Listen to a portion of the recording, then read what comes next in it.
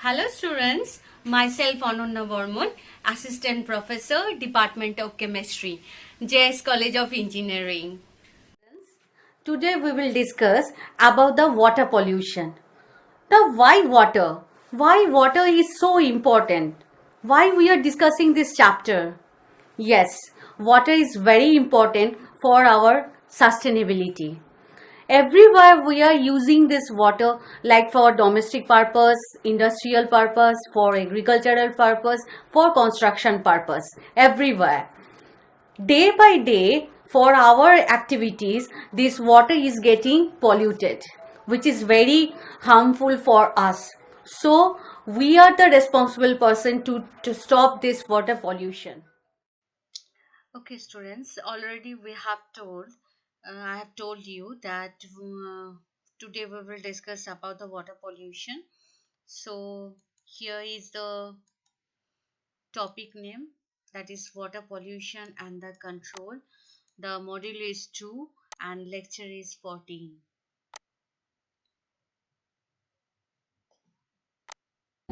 Now, these are the some of the objectives of this class. First, you can know the importance of this chapter, that is water pollution. You can define hydrosphere. You can describe the hydrological cycle. You can classify the water pollutants. And at last, after the session, you can also describe the water quality parameters. Now look, these are the some of the sentences that we are listening every day nowadays. That is save water, save nature, and save humanity.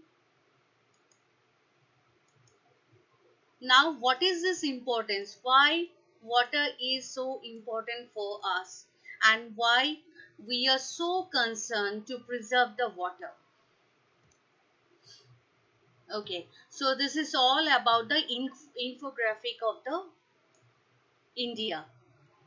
Yeah, you all know that India is the large country and was 18% population is present in India. And I don't have to mention that it is the largest democracy in the world. But India has only 4% of the fresh water to access for its total population. Only the 4%. Did you get it? Yeah. Okay. So 66, among which 66.6% water is used up for the irrigation system and which is supplied by the groundwater. After observing the statistics, we can know that 60% of the Indian districts that is facing over exploitation of the groundwater. Now, so that is why everywhere we are facing the scarcity of the water. This is the scenario of the whole world. So 2.8 billion people around the world are affected by the water scarcity. Among them, 1.2 billion people, which is almost 1/6 of the total population of the world, are facing lack of access of clean drinking water. And also, we know from the United Nations statistics that by 2025, around 1.9 billion people, mind it, 1.9 billion people will be living in absolute water scarcity. So this is the total current scenario of the whole world, where the red zone that is marked as the water scarcity zone. Now, what about our India? We all know. So these are the some of the popular pictures, popular photos that we have seen currently, that all the people collecting the water from a single well. Okay, and this is the pollution of the river. Okay, so everywhere we are having the water crisis. And why this is? Because we are very less aware to preserve the water, because of the overutilization of the water, and also because of the pollution, water increasing amount of the water pollution by us, by our environment, society, by any industry, by any factory. Environment is getting polluted day by day. So that is why we should know what is the importance of the water in our life, what is the importance of preservation of the water in our life, why we have to aware about the water pollution day by day, which is increasing by our activity only.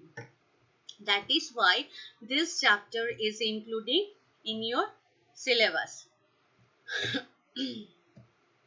Okay, now first of all, the first topic that is you should know, that is the hydrosphere. Now what is hydrosphere? Generally all type of water resources are called by hydrosphere. Excuse me. So among these, 97.2% is of for oceans, and only 2.8% are available. Among this 2.8%, 2.15% are the ice caps and glaciers, and only 0.63% is the groundwater, which we regularly use for our purpose. So rest of the 0.2%.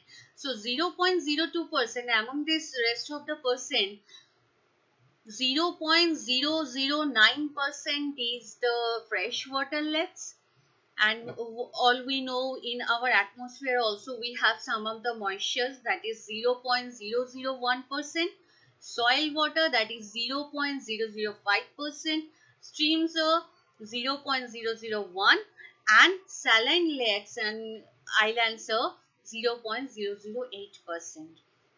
Understand? So very few amount we have for to access for our activity. Now next topic, the important topic is, that is hydrological cycle.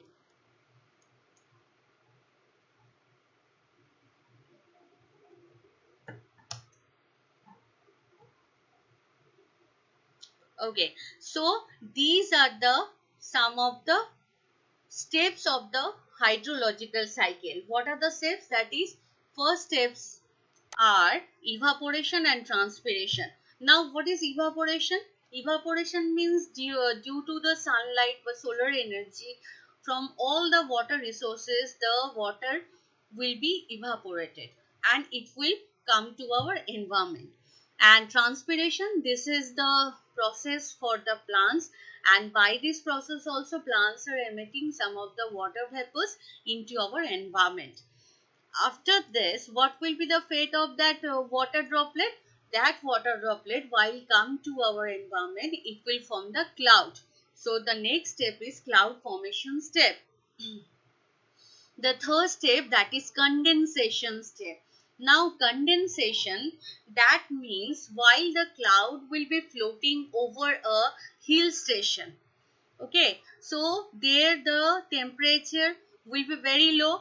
So at that low temperature, what will happen?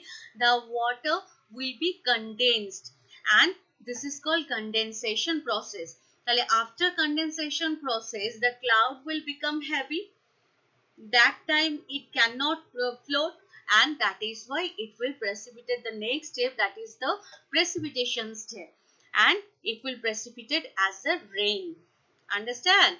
So this is the precipitation. After precipitation, the last step is the runoff.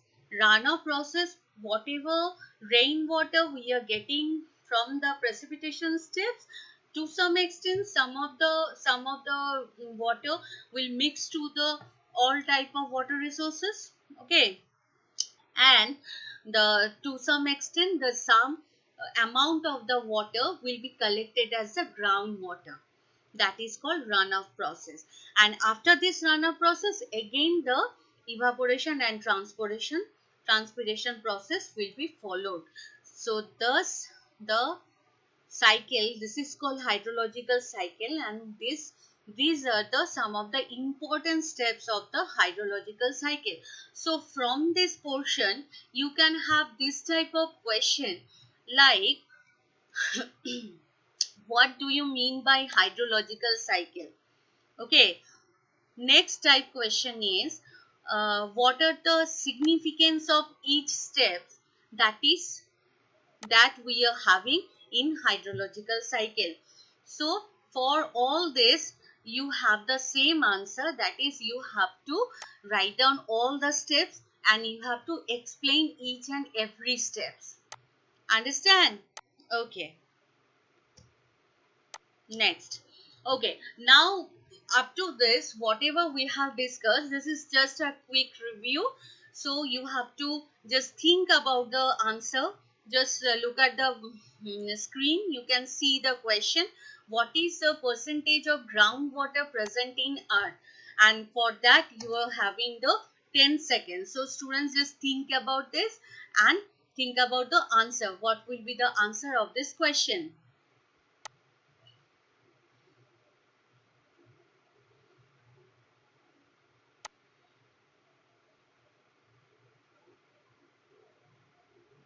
Yeah, your time is over and you're absolutely right. That is 0.63 percentage of the groundwater that we have. Very good, students. Now next we will move to the next topic, that is classification of water pollutants. Now we will see what are the water types of water pollutants that we have, and while we will know what are the types of water pollutants, and it will be very easy for us to remove that pollutants and to clean the water. Okay, now look at the screen. Look, so water pollutants are generally of three types. One is domestic sewage, second one is agricultural runoff, and third one is the industrial waste. Domestic sewage money, that means whatever waste we are getting from the household activities. Agricultural runoff, for the agricultural purpose, whatever used and whatever discharging into the water, the pollutants, that is called agricultural runoff. Our industrial waste, that is very harmful, and that industry, everyday industry, whatever emitting the harmful materials, that will be discharged into the water, and that is called by industrial waste. Okay, now again this domestic sewage will be of three types. You can see that is suspended solid like sand, clay. Okay, so these are the some of the suspended solid. Why they are suspended? Because they can't dissolve into the water. How they are staying? Their suspension, their remaining into the water as a suspension. So that is called suspended solids. Next is colloidal materials. Now all of you should know already, in 12th standard I think you have read about the colloidal solutions or colloids. That is what colloids generally, what will happen, the solute particles while will be very large, they cannot mix to the solvent totally. They are sparingly soluble. Mind it, sparingly soluble. Okay, so colloidal solution, that means the solute particles while sparingly soluble into the solvent like water, that is called by colloidal solutions. Okay, uh, there are so many colloidal solutions we are using every day, like milk, blood, ink, okay, any type of moisturizer cream. These are all the colloidal materials. And into water, whatever colloidal materials are waste are present into the water, that belongs to this category, that is colloidal materials, like paper fibers, cloth fibers, okay, they are not dissolving into the water. Now, the third one is the dissolved materials. Dissolved materials, some of the salts are dissolving into the water, and that is also very harmful. Like in domestic purpose, for washing the clothes, if we are using excessive amount of detergent, what will happen? That detergent, excess amount of detergent, it will discharge into the water, and it will increase the amount of nitrates, ammonium salts, okay. So there also sodium salt, calcium salt, so there also some of the what water pollutants, but there belongs to this category, that is the dissolved materials, okay. Next is agricultural runoff. So farmers are regularly using fertilizers, insecticides for their agricultural, for their crops, okay, but they don't know how much they have to use that fertilizers, how much they have to use that pesticides. They're using excessive amounts, that excess amount, while what, discharging into the water, what will happen? That time the water is getting polluted, and that is called agricultural runoff. That means from agriculture, whatever waste we are getting into the water, that is called agricultural runoff. And the third one is, the third classification is very harmful, that is the industrial waste. Excuse me. Industrial waste are of two types. One is chemical pollutants and second one is physical pollutants. Now chemical pollutants again of two types. One is organic compound and second one is the inorganic compound. Okay. So organic compound, like any type of polymers, whatever we are synthesizing into our lab for our purpose, if they are discharging into the water, any type of chemical compounds which is organic, that is organic waste. And inorganic compounds, like generally inorganic compounds are classified as the metals having metallic salts, metal salts, okay. So inorganic compounds generally have the metals, like heavy metals, lead, cadmium, arsenic, mercury, okay. While they are mixing into the water, discharging from the industry, and they are mixing to the water, what will happen? That time if we consume that water, that will be very harmful for us. Like if we consume the lead, so many amount, what will happen? Lead can substitute the calcium from our bone system, and thus it will be very harmful for our body. Arsenic, all we know that in presence of arsenic, our if the water will be contact to our skin, it will cause the black foot disease, okay. So this is very harmful for us. Next one is physical pollutant. Physical pollutant, that means thermal. There are two types. One is thermal pollutant, one is oil spills. Thermal pollutant, generally what will happen, industry or any type of factory are using cold water for cooling down cooling down the machines. Then what will happen, while the cold water will be circulated throughout the machine and it will come out, that will be the hot water, and it will mix to the general water body, which for which it will increase the temperature. While the temperature will be increased of the water body, what will happen? The dissolved oxygen will be evaporated. Thus thermal or hot water are causing the decreasing amount of dissolved oxygen. And the second one is oil spills, very harmful, like any type of petrol, diesel, kerosene. While it will be spread out into the spread into the any type of water body, then all type of aquatic animals will be destroyed, will be killed. Okay, so these are the all water pollutants that we should know very well about this. Thus we can remove only the water pollutants.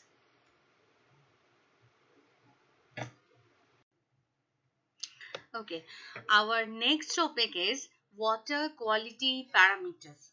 So, it is very important for us to know whatever water we are consuming, whatever water we are using for domestic purpose, for industrial purpose, for agricultural purpose, or for construction purpose, what will be the quality parameters. That is very important.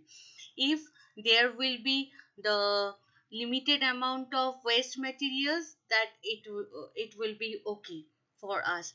But if there will be the compounds, that is the waste materials, that is beyond the limited value, that time we have to remove that waste particles from the water. So that's why the water quality parameters are very important for each and every cases. Now, water quality parameters are of two types. We can classify into two segments. One is physical parameters and second one is physical parameters and second one is the chemical parameters. Now we will see what are the physical parameters that we have and what are the chemical parameters that we have, which is very important. Okay. Now, these are all the physical parameters. First parameter is water temperature. Obviously, the temperature is an important parameter which is physical. Okay, odor of the water, the color of the water, the taste of the water. These are all the physical properties. While if you are given one glass of water, so at least you have to check these are the physical parameters, like what is the temperature, what is the odor, what is the color of the water, what is the taste of the water. So these are all these things you have to at least check. And the last one, uh, the total dissolved solid, that is TDS. Okay, so this is called TDS. Now we will discuss the what is this TDS, about this TDS in detail. Now come to the next slide. Okay, so this is, I have shown here the range of the TDS value for all the cases. Like if you were our drinking water, in our drinking water, what should be the TDS value? It should be below 50 ppm. What is ppm? Parts per million. That is milligram per liter. Milligram per liter in this unit, that is called by ppm, parts per million. Okay. So for drinking water, whatever we are getting from RO, microfiltration process or distillation unit, all these are having less than 0 to 50 ppm total dissolved solid. Next is, if we have the carbon filtration, if mountain spring water or aquifers. Okay, so what is aquifers? Aquifers are the groundwater level. The saturated groundwater level is called by aquifers. That we will discuss in my next classes. Okay, so groundwater, saturated groundwater layers are called by aquifers. Okay, so in these aquifers, the range of the TDS is 50 to what? It's around 150. I think. Okay, so 50 to 100, 150 if the ppm is, that is carbon filtration water or mountain springs or aquifers. Okay, and if the ppm, the parts per million, if the dissolved solids are in large amount, that is called hard water. Okay, uh, generally that is 170 ppm, that means 170 milligram per liter dissolved solids present into the water. And if the TDS value is in between 300 to 400, that is high TDS water, like whatever we are getting from the tap or for mineral spring. Okay, so for this water the TDS value is high. Now TDS, total dissolved solid, that means all type of salts while dissolve into the water, that is called by, that amount is called by TDS. Now uh, you can see that while in any one house, what if the aquaguard will be installed, what first they do, first they will check what is the TDS value of that house, and after that they will maintain that aquaguard. Okay, according to the TDS value. So we can see that for drinking water, whatever we are getting for RO or microfiltration or distillation from the distillation unit, it should be less than 50 ppm. And for the carbon filtration, mountain, spring or aquifers, the TDS is in between 50 to 150 ppm, and above this, that is called by hard water. And also while whatever we are getting from the tap or mineral spring, that is the high TDS, that water is containing high TDS value.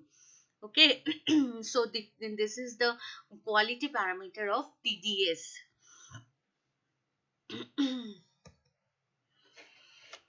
Okay, now also there are other physical parameters also we have, but only these are the some of the parameters that you have in your syllabus. Okay, now chemical parameters, come to the chemical parameters, the other parameters, that is chemical. So chemical parameters, among this we have pH, we have biochemical oxygen demand, biological oxygen demand. Second, third one is the chemical oxygen demand. Fourth one is the dissolved oxygen. Fifth one is the total hardness.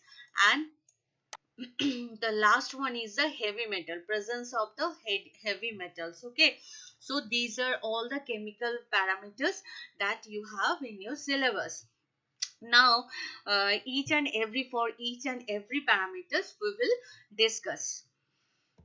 So come to the pH. Now all of you know that for the water the pH should be neutral, that is 7, around 7. Okay, and if we go towards the left, so it will be the acidic range, and if we'll go towards the right, above the 7, that means above the 7 the pH is alkaline, and the below the 7, that is acidic. Okay, now these are the some of the examples that we regularly see, and their pH also, their pH we regularly see. Okay, like lemon, in lemon we have the citric acid, okay, for which the pH is 2. For milk, it is pH is 6. For coffee, whatever coffee we have, that is pH is 5. For tomato, we have acidic pH to some extent, that is 4. Okay, now basic pH, like baking soda, that is basic pH. Blood, to some extent basic, 8. Okay, ammonia solution, obviously the hard base, strong base, that is 11. So these are the all. This is the pH scale So for our drinking water, only the water should have the 7 pH. If the pH will be less than 7, that means that is the acidic range. So that range, that's water we can consume. If the water is having higher than 7 pH, that water also we cannot consume or cannot use, because as this water is what, alkaline. Okay, next is biochemical or biological oxygen demand, that is BOD. Very important for your semester. This is very important parameter, that is biochemical biological oxygen demand. Okay. So how we can define this BOD? Now look, the amount of oxygen required to oxidize the organic waste by the microorganisms, with the help of the microorganisms and in presence of dissolved oxygen. You can see DO, capital D, capital O, that means dissolved oxygen. Okay. So with the help of this dissolved oxygen, whatever organic or biodegradable waste we have into the water, they are producing carbon dioxide and H2O. For these organic or biodegradable waste, for their decomposition, whatever the dissolved oxygen amount we require, that is called by what, BOD. That means what, BOD is the amount of oxygen. What is why this amount of oxygen is required? This amount of oxygen is required for to decompose the organic or biodegradable waste materials that is present in water. Understand? Yeah, of course it is. So that means whatever whatever biodegradable or organic waste we have into the water, they will decompose, right? Now can anyone tell me biodegradable, non biodegradable? These are the very common terms that we listen every time. Yeah, of course. Biodegradable means these are the compounds which can decompose into the nature with the help of the natural oxygen. Whatever nature oxygen is present into the nature. Understand? Like cellulose, waste paper, dead body, kitchen waste, vegetable waste. They are all they can all decompose into the nature with the help of the dissolved oxygen, right? Okay. So for their decomposition, whatever dissolved oxygen we require, why dissolved oxygen? Because we are discussing about the water pollution. Understand? So that means whatever biodegradable waste materials is present in water, that is why whatever dissolved oxygen we have into the dissolved condition in the water, that with the help of that dissolved oxygen and also the microorganisms, it will transform into carbon dioxide and H2, obviously. Understand?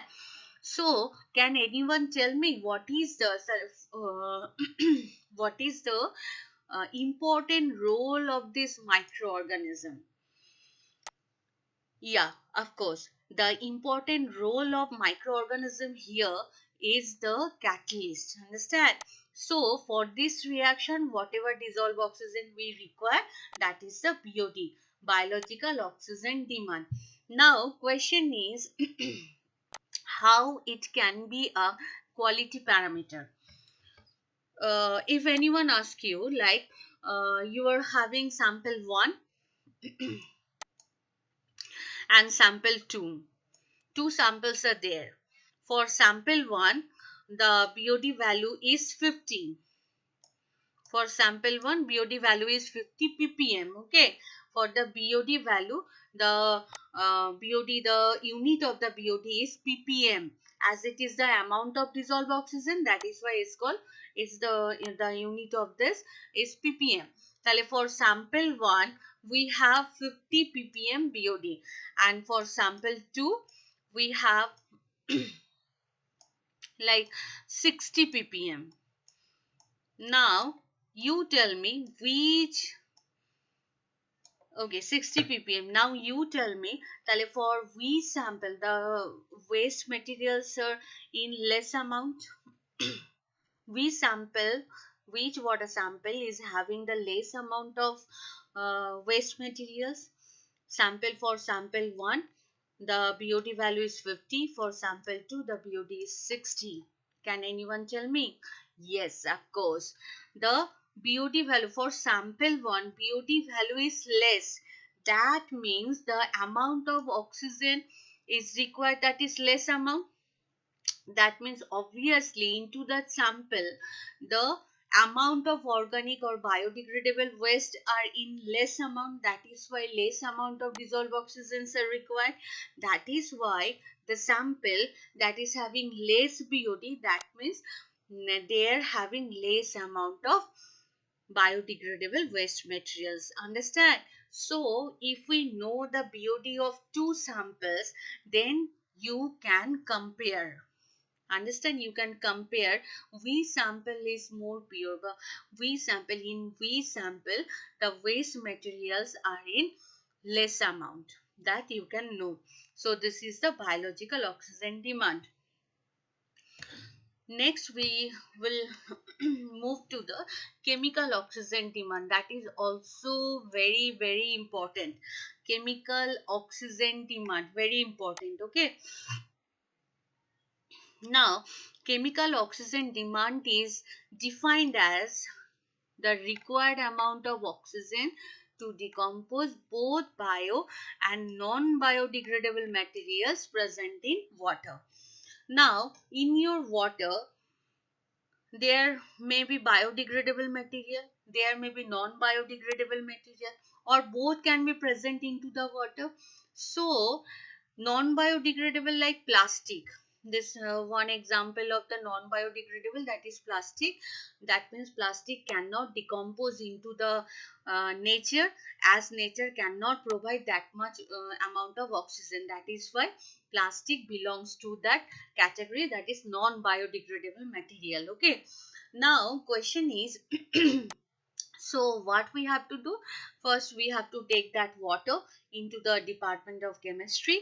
There we have the lab, we have the chemicals. So that water is treated with potassium dichromate and H2SO4.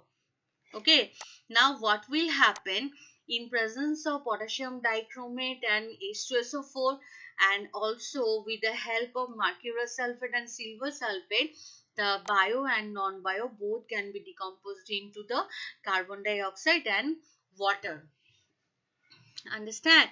So for this reaction, whatever oxygen molecules we need, for this reaction, that is called COD, chemical oxygen demand. Now question is, who will provide the oxygen? Yeah, of course, the potassium dichromate and H2SO4, they are the strong oxidizing agent. Potassium dichromate is strong oxidizing agent. With the help of with the help of sulfuric acid, again it will act as a strong oxidizing agent. Who will provide this amount of oxygen to decompose biodegradable waste and non-biodegradable waste into carbon dioxide and water? So for this reaction, whatever oxygen we require, that is called by the COD. Understand? Is this clear to all? Yeah. Now can anyone tell me what is this? What is the important role of this mercurous sulfate, silver sulfate? Yeah, this mercurous sulfate and silver sulfate are the catalyst. Okay, in this reaction, we in presence of this catalyst only, the potassium dichromate oxidize and sulfuric acid will oxidize the biodegradable and non-biodegradable materials into carbon dioxide and H2O.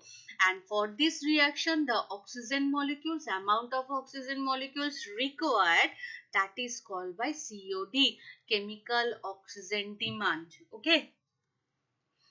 Now, very important, huh? Now, here is a quick review. Now you know that what is BOD and what is COD. So, this is the question. What is the relation between BOD and COD? There are four options you have. That is BOD equals to COD. BOD is greater than COD. COD is greater than BOD. And BOD is half of COD. Now, students, you will get 10 seconds, and within these 10 seconds, you have to answer my question. Just think about the answer.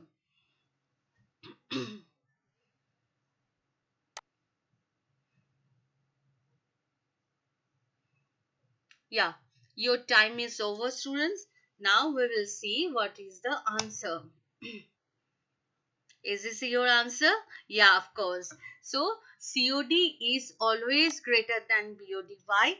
Because in COD, what will happen? We are using strong oxidizing agent, potassium dichromate and H2SO4. With the help of that strong oxidizing agent, it will what? It will decompose both materials, okay? Biodegradable and non-biodegradable.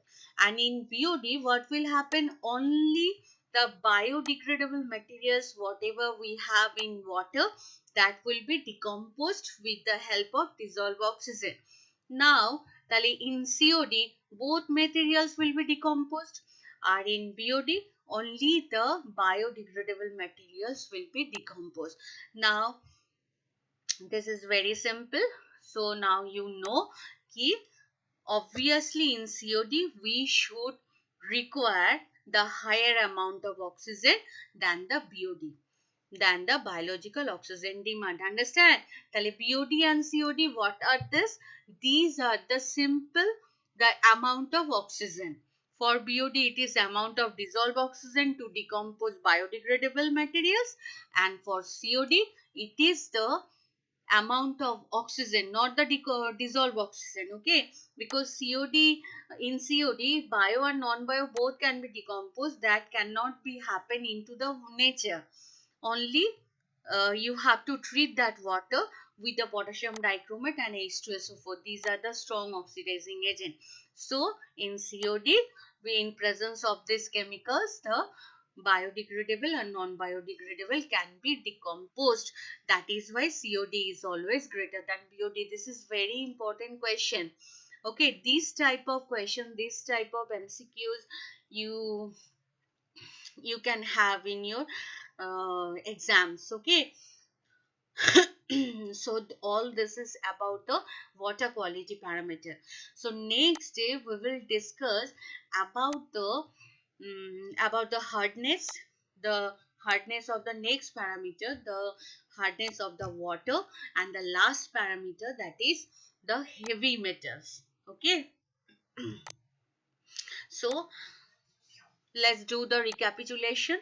Whatever we have discussed to this so far, that is the important of chapter. Yes or no? Yes. The hydrosphere?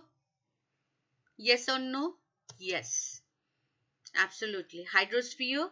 Okay. Hydrological cycle? Yes. We have discussed about the hydrological cycle also. Okay. Next, classification of the water pollutants? Yes. There are three types of classifications, and also under these three types of classification we have some of the sub classifications also. Okay. Yes, this is also checked.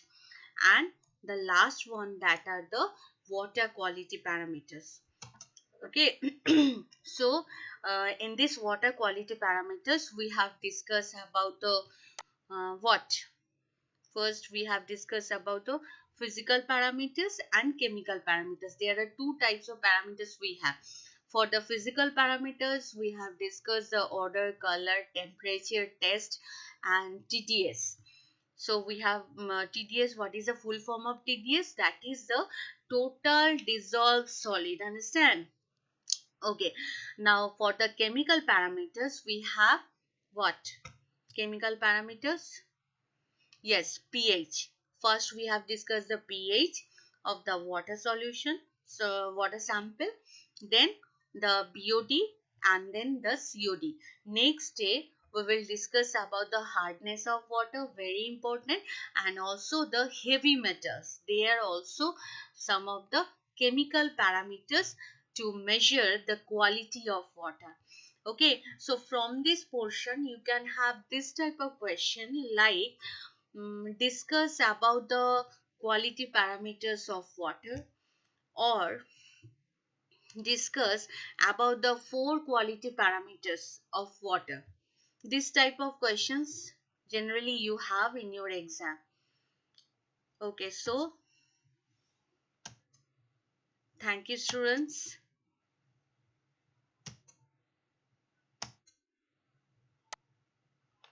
So after this class, now we will discuss about some of the assignments I will give you, some of the quizzy questions I will give you, so that you have to do, and by this I can know, I can understand whether you understand, you have understood all the things, all the topics or not, or if you have the doubts, then also we will discuss. Thank you, students.